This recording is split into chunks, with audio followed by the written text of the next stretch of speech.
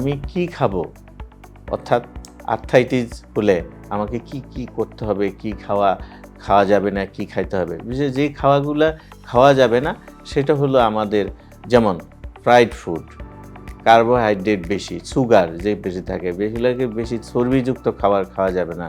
যে খাওয়াগুলোতে অ্যালকোহল জাতীয় খাবার যেগুলা ক্ষতি করে থাকে, বিশেষ করে আমাদের যে খাওয়ার মধ্যে স্মোক ফুড অর্থাৎ টিন ফুড সেগুলোকে অ্যাভয়েড করতে হবে। আমাকে খেতে হবে কি, যে খাওয়াগুলোতে ভিটামিন ডি, ক্যালসিয়াম, যেমন ছোটো মাছ খেতে পারি, আমি সবজি শাকসবজি খেতে পারি।